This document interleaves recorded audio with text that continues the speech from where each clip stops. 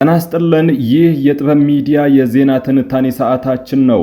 መከላከያ ሰራዊቱ ወደ ትግራይ ክልል ዘልቆ በመግባት የተለያዩ ስትራቴጂክ የሆኑ ቦታዎችን መቆጣጠሩን የተመለከቱ እጅግ ወሳኝ የተባሉ መረጃዎች ወጥተዋል። በሌላ በኩል መከላከያ ሰራዊቱ አልገባም፣ ግን ለመግባት እንቅስቃሴ እያደረገ እንደሚገኝ ተዘግቧል። በሌላ መረጃችን በማጭበርበር ወንጀል ተጠርጥረው በቁጥጥር ስር የዋሉት አርቲስቶች እስከ 10 ዓመት ተፈርዶባቸዋል የሚሉ መረጃዎች ወጥተዋል። ይህንን መረጃም በቆይታችን በዝርዝር ወደ እናንተ እናቀርበዋለን። ያለው ሁኔታ ምን ይመስላል? በትግራይ ክልል በተመሳሳይ በእርዳታ አቅርቦት ላይ መስተጓጎል ተፈጥሯል። በእርዳታ እጥረቱ ምክንያት በርካታ ሰዎች እየሞቱ ነው። ይህንን እጅግ አሳዛኝ የተባለ መረጃ በዛሬው የዜና ትንታኔ ሰዓታችን እንመለከታለን። እነዚህን ጉዳዮችን አጥርተን ሰፋ ያሉ መረጃዎችን ከታማኝ ምንጮች በማጠናከር ወደ እናንተ እናቀርባለን። ለቤቱ አዲስ የሆናችሁ ሰብስክራይብ በማድረግ የደወል ምልክቷን በማብራት የቤቱ አባል ትሆኑ ዘንድ በታላቅ ትህትና እንጋብዛለን። ጥበብ ሚዲያ የህዝብ ድምጽ ነው። የመከላከያ ሰራዊቱ ወደ ትግራይ ክልል እንደሚገባ ለትግራይ ባለስልጣናት ማሳወቁ ተነግሯል። አፍሪካን ኮንፌዴሬሽን ለጉዳዩ ቅርበት ያላቸው ምንጮች ሹካሉኝ ሲል ባወጣው ዘገባ የፌዴራሉ መንግስት በትግራይ ክልል ያሉ የመከላከያ ካምፖችን ለመቆጣጠር ሰራዊቱን ወደ ክልሉ እንደሚያሰማራ ለክልሉ ኃላፊዎች አሳውቋልም ብሏል። ይህ እርምጃ የአፍሪካ ቀንድ ትኩሳትን ሊያቀጣጥለው እንደሚችል ነው የተነገረው። የጸጥታና የደህንነት ጉዳዮች ላይ ትኩረት አድርጎ ዘገባዎችን የሚያወጣው አፍሪካን ኮንፌዴሬሽን ድረገጽ የውስጥ አዋቂ ምንጮች ነገሩኝ ሲል ያወጣው መረጃ ከዚህ ቀደም የትግራይ ጊዜያዊ አስተዳደር መንግስት እንዲሁ ህወሓት ከሰጡት ማስተባበያ ጋር የሚጋጭ ነው። ከዚህ ቀደም መከላከያ ወደ ትግራይ ክልል ሊገባ ነው የሚል መረጃ መሰራጨቱን ተከትሎ የትግራይ ጊዜያዊ አስተዳደር መንግስትና ህወሓት በጉዳዩ ላይ ምንም አይነት መረጃ እንደሌላቸው ተናግረው ነበር። አፍሪካን ኮንፌዴሬሽን በዚህ ዘገባው ግን ማዕከላዊ መንግስቱ ሰራዊቱን ወደ ትግራይ ክልል ለማስገባት ለትግራይ አመራሮች ማሳወቁን ገልጿል። ባለፈው ሳምንት አጋማሽ የወጣውና እምብዛም ትኩረት ያልተሰጠው ይህ የአፍሪካን ኮንፌዴሬሽን ዘገባ በሰሜን ኢትዮጵያ የተፈጠረውን ወታደራዊና ፖለቲካዊ ትኩሳት ምን ደረጃ ላይ እንደሚገኝ በግልጽ ነው ያመላከተው። ዘገባው ጀነራል ጻድቃን ገብረትንሳይ ህወሓትን በአጭር ጊዜና በትንሽ ኪሳራ ማስወገድ ይቻላል የሚል ግምገማ እንዳቀረቡ የገለጸ ሲሆን ዓለም ትኩረቱን በመካከለኛው ምስራቅ ባደረገበት በዚህ ወቅት የፌዴራሉ መንግስት ከፍተኛ ቁጥር ያለው ኃይሉን ከባድ የጦር መሳሪያዎቹን ወደ ትግራይ ክልል ማስጠጋቱን አትቷል። በሰሜን ኢትዮጵያ አዲስ ግጭት ከተቀሰቀሰ ሁለት አይነት ውጤት ሊኖረው እንደሚችል የሚጠቅሰው መረጃው ምናልባትም አስመራ ያለውን መንግስት እስከ መገልበጥ የሚያደርስ ውጤት ሊኖረው ይችላልም ብሏል። ሌላኛው ውጤት እርምጃው ከከሸፈ ደግሞ በኢትዮጵያ የአማጽያንን እንቅስቃሴ እያጠናከረ የሚሄድበትን እድል ሊፈጥር ይችላል ሲል ነው ትንበያውን ያስቀመጠው። በሌላ በኩል የወጡ መረጃዎች ደግሞ የሚያመላክቱት የለም መከላከያ ሰራዊቱ በሰሞኑ ወደ ትግራይ ክልል ዘልቆ ገብቷልም ብሏል። በክልሉ ስትራቴጂክ የሆኑ በተለይም የቀድሞ የመከላከያ ሰራዊት ካምፕ የነበሩ ቦታዎችን እንደተቆጣጠሩ ነው መረጃዎቹ ያመላከቱት። እስካሁን ድረስ ከሁለቱም ወገን የወጡ መረጃዎች ከህወሓትም ይሁን ከፌዴራሉ መንግስት ማረጋገጫ ባይሰጣቸውም አንዱ ትግራይን ሙሉ በሙሉ መከላከያው ተቆጣጥሮታል ሲል፣ ሌላኛው ደግሞ የለም አልተቆጣጠረም ገና ለመቆጣጠር እንቅስቃሴ ላይ ነው የሚል ነው። በተመሳሳይ በትግራይ ክልል የሚገኘው የሀገር ውስጥ ተፈናቃዮች የምግብ እርዳታ በማጣት ለረሃብ መዳረጋቸውንና ወደ 300 የሚጠጉ ተፈናቃዮች ደግሞ በቅርብ በበሽታ ምክንያት ለሞት መዳረጋቸውን ገልጿል። አቅም ያላቸው ተፈናቃዮች የቻሉ ወጣቶች ወደ አዲስ አበባ እየሄዱ እንዲሁም አንዳንዶች ወደ ሌሎች ቦታዎች ለስደት መዳረጋቸውን ገልጸዋል። ከቅርብ ጊዜ ወዲህ በርካታ የግብረሰናይ ድርጅቶች በፋይናንስ እጥረት አካባቢውን እየለቀቁ መውጣታቸውን ተከትሎ ለአስከፊ ችግር ተዳርገናል ሲሉ ተፈናቃዮቹ ተናግረዋል። ተፈናቃዮቹ እንደሚሉት በየጊዜው እየቀነሰ ከመጣው የምግብ አቅርቦት በተጨማሪም የሚቀርበው የሕክምና ቁሳቁስ ማሽቆልቆል የሰው ሕይወት እንዲያልፍ ምክንያት ሆኗል። መንግስት ዘላቂ እልባት በመፈለግ ወደ ቀያቸው እንዲመልሳቸው ነው ተፈናቃዮቹ የተማጸኑትም። በ2013 በተቀሰቀሰው የሰሜን ኢትዮጵያ ጦርነት ወቅት ተፈናቅለው ወደ አክሱም በመምጣት በየትምህርት ቤቶቹና በተለያዩ የመጠለያ ጣቢያዎች ከተጠለሉ 60 ሺህ ተፈናቃዮች አንዱ መሆናቸውን ገልጸው አስተያየታቸውን የሰጡ ተወልደ ተስፋዬ የተባሉ ተፈናቃይ በአሁኑ ወቅት አስከፊ የሆነ የእርዳታ እጥረት በማጋጠሙ የበርካቶች ሕይወት አደጋ ላይ ነው ብለዋል። ከምግብ አቅርቦቱ በተጨማሪም ተፈናቃዮች አሁን ላይ የተጋፈጡ የሚገኙት የሕክምና ቁሳቁስንና የንጽህና መጠጥ እንዲሁም የውሃ እጥረት በተለይም በአካባቢው ላይ የነበሩ የግብረሰናይ ድርጅቶች በፋይናንስ እጥረት አካባቢውን እየለቀቁ መውጣታቸውን ተከትሎ ፈታኝ ሆኗል ነው የሚሉትም።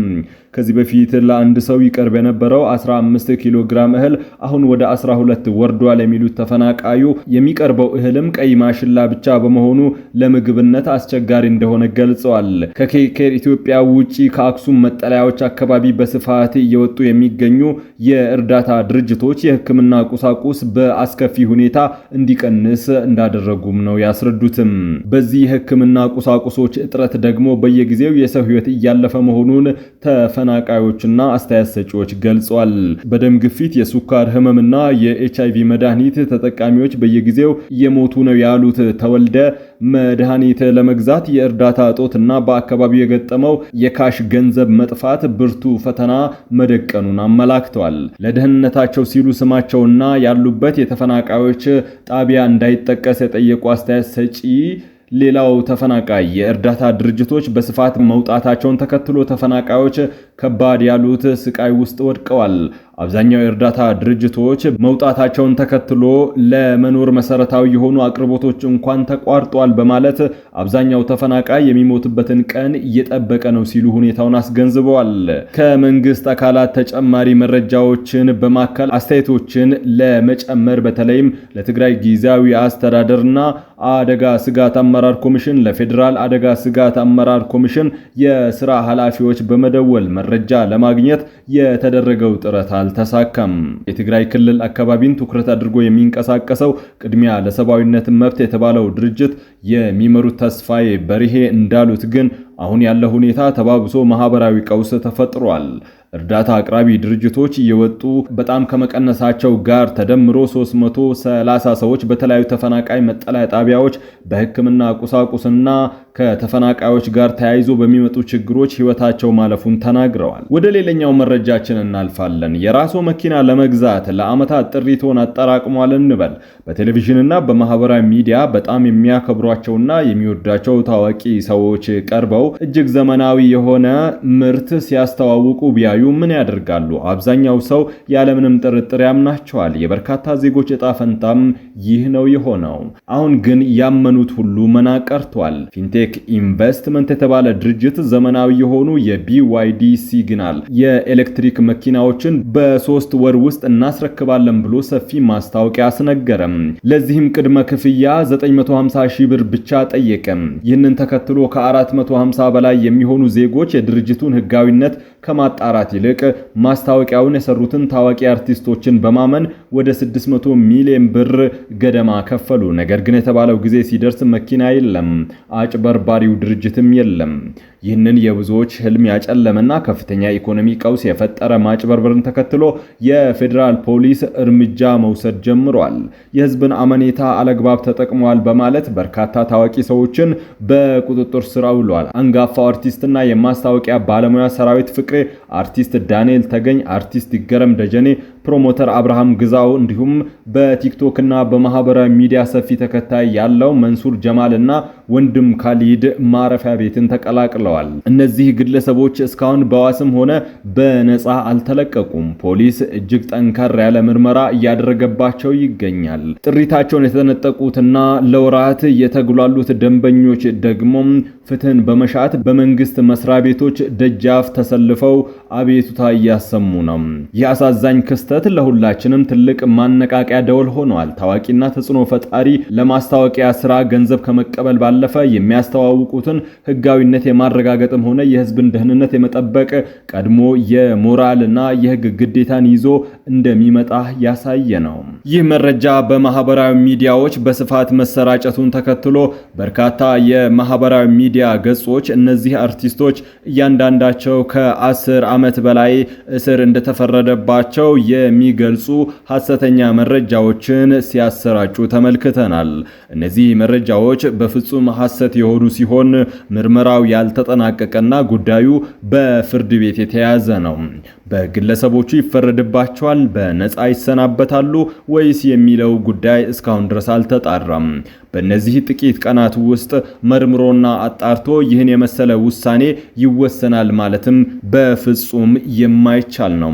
በጣም ብዙ የማህበራዊ ሚዲያ ተከታዮችም ሐሰተኛ መረጃዎችን በማሰራጨት ተጠምደዋል። በተለይም ወቅታዊ ኩነቶችን በመከታተል እነዚህን ሁኔታዎችን በማዛባት ሐሰተኛ መረጃዎችን ማሰራጨት ከቅርብ ጊዜ ወዲህ በማህበራዊ ሚዲያዎች ተስፋፍቷል።